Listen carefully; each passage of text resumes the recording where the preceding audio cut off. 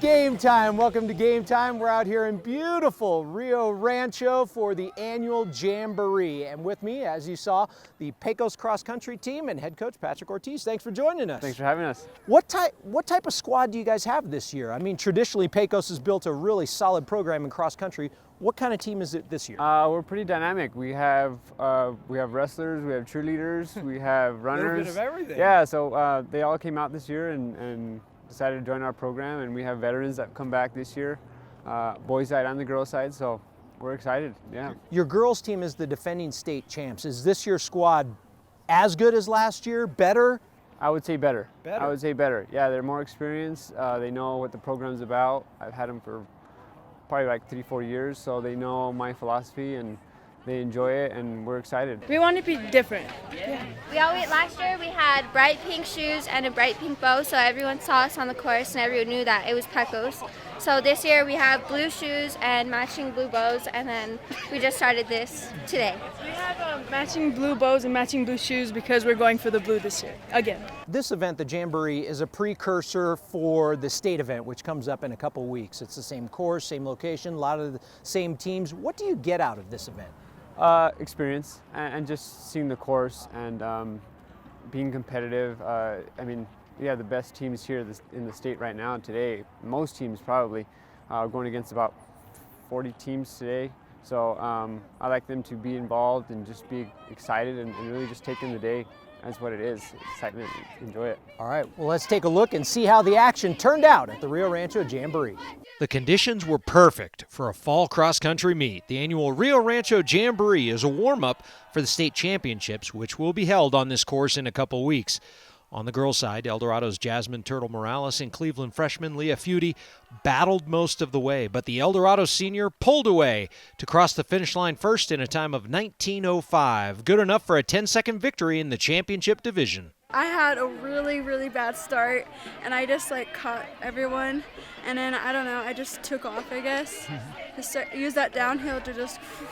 No, and when it came to that first uphill, I was like, ooh! And then the sand was really hard because I couldn't get any grip. But and then once we got over here to the cement area, I just sprinted up a little bit more, and then I don't know. I just told myself today that I just wanted to win, and I just needed to push harder, because I know everyone else is dying. The El Dorado girls beat out Cleveland for the team title. On the boys' side, Cleveland was your winner in the championship division. Individually, La Cueva's Stevie Salas finished first in a time of 16:18, 7 seconds ahead of Hope's Eric Sharton. I feel like the race went well.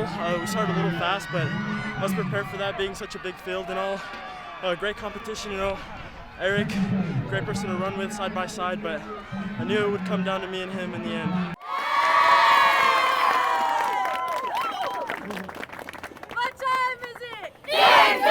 It's game time, and welcome back. With me, the Pecos cross country team and head coach Patrick Ortiz. What goes into building a successful cross country program? You talked about you have a variety of different kinds of student athletes, but what goes into building that program? Having a middle school program is pretty strong in our school. We also have a 5th grade running club, which my dad Victor helps with that. We have summer activity happening all the time with basketball, with baseball, so it's pretty active always on campus. So just letting all the kids that want to join know what running could be fun, and then when we get them in middle school, they seem to enjoy it a little bit more, and then kind of feeds into the high school. So Pecos has been successful in basketball recently, won state titles there. Does any of that success rub off onto any of the other athletic programs at the high school, like cross country? What I hear from the other coaches on staff is that the cross country and volleyball, since they're the first season sports, that we kind of set the standard. So I guess we've set the standard, so we kind of rubs off, and it's been rolling on and on from there. So I guess we kind of have to start strong for our season to be strong. So a couple weeks from now, we'll be here again at the state cross country meet. What teams do you expect to be there right there at the finish line competing for the Blue Trophy? For the girls' side, we have ATC who returning all their girls as well. And then we have Peñasco girls as well. They're pretty talented. And then on the boys' side, we know Navajo Pine has been really successful in past years. but I think the boys side, it's pretty much up in the air. It's really going to see who's ready to run on November 9th. Well, I hope you're ready to run. Good luck the rest of the way. Good luck, Pecos cross country team. We'll be back with more game time after this. I thought I was pretty tough until I became a father. Oh, I hate those things. What do you mean you hate it? Real toughness is knowing when you need help. We've all been there. Fried nerves, no sleep. None of us do it alone. If you need help, you've got to ask for it. We need to fight for our kids' futures. It's up to all of us to make New Mexico the best place to be a kid. Connect with resources and support at pulltogether.org. Are you living the life of an athlete? The New Mexico Activities Association brings you Life of an Athlete, a resource for students, educators, and parents to understand the challenges students face. Athletes, did you know one night of drinking will negatively affect your athletic performance for 2 weeks? Or that athletes who drink and do drugs are twice as likely to get injured? Alcohol's effects can reduce a high school athlete's potential by as much as 20 to 30%. Are you living the life of an athlete? Log on to lifeofanathlete.com to find out today. The New Mexico Activities Association is excited to announce the NMAA 24/7 mobile app. Whether you're a student, coach, parent, or player, you can have the power of the NMAA right in the palm of your hand. Find scores and schedules, follow your favorite teams, receive special offers from NMAA sponsors, get state championship information, highlights, features, and much more. Download the free NMAA 24/7 mobile app in the App Store or Google Play. Get it now.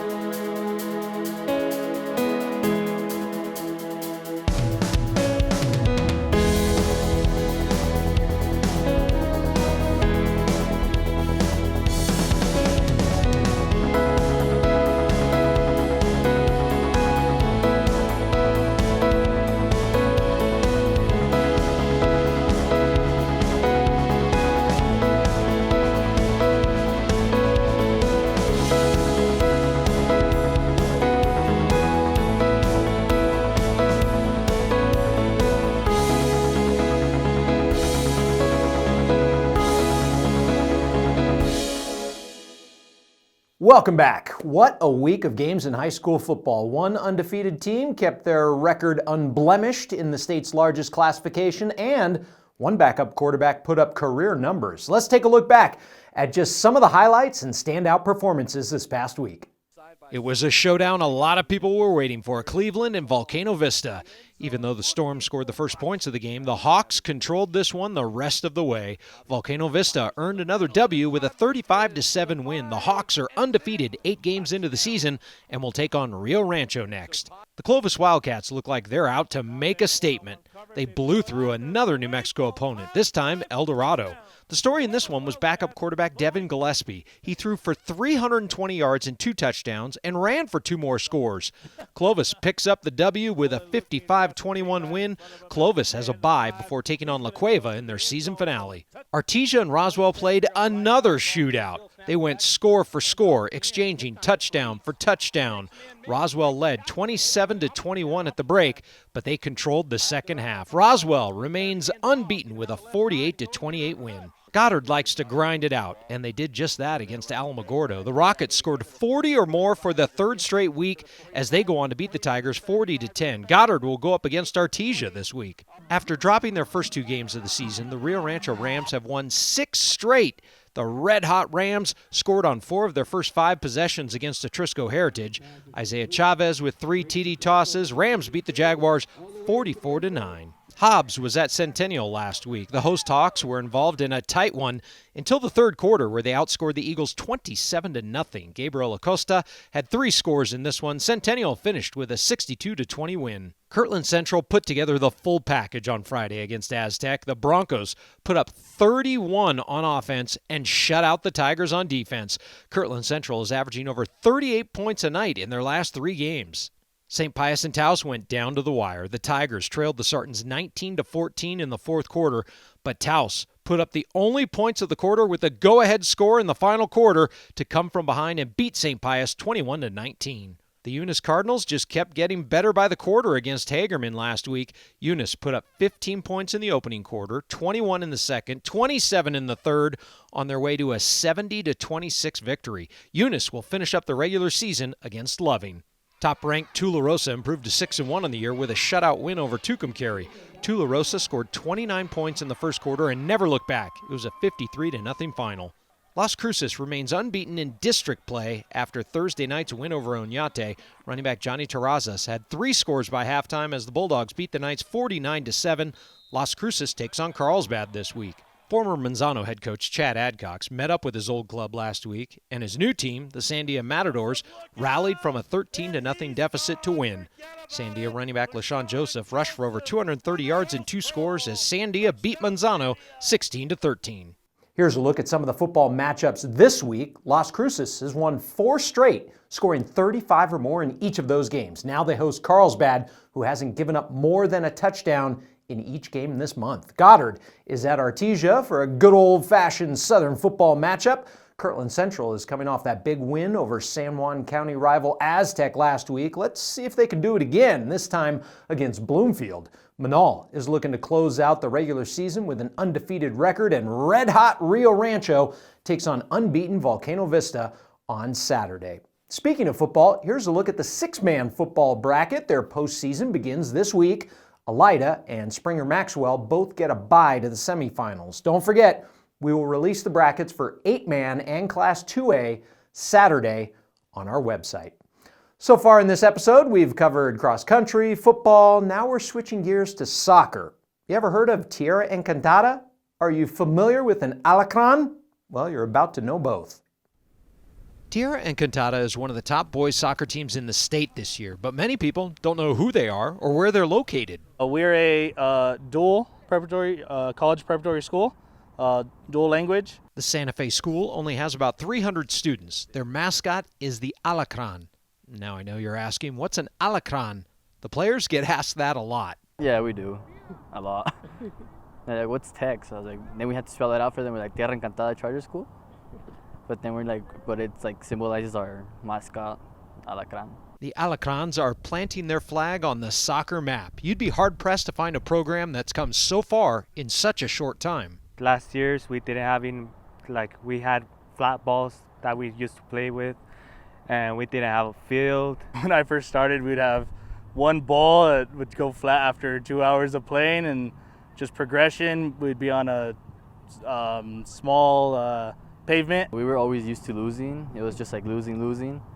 And the years passed, and we're just winning. They've only been a varsity program for 4 years. Their first year, they missed state. The following year, they lost in the first round. And last year, they advanced to the semifinals. We saw a bunch of seniors that played a big part of it leave, and then it seemed like we didn't miss a beat. These seniors and juniors really took leadership. A lot of the kids who made that run, who played against Sandia Prep, were like, I want more, and we want more. So, as much as we wish we could have beat Sandia Prep, we learned a big lesson last year, and we're really excited to be able to progress from that. Their success translates into more kids coming out for the program. Last year, they made it to semifinals, and I thought they were pretty good. So I said, let's just give it a chance, and now we're doing good. We see ourselves in the top teams of New Mexico. It's been a long road. It's been a lot of ups and downs and defeats, really bad defeats, heartbreaking ones, we'll just say. But there's been a lot of victories. Seeing a lot of my seniors graduating, that's one of my proudest things to see. Coach would love to see his team take the next step and advance to the state final. The Tierra Encantada Alacrans. Now you know who they are, and the rest of the soccer world is also beginning to take notice. That's going to do it for this episode of Game Time. At this time next week, we'll be talking about state soccer matchups along with state football for Class 2A and 8-man. We covered a lot this week. You won't find more comprehensive high school coverage anywhere else, so check us out every week. Until next time, here's your meme of the week.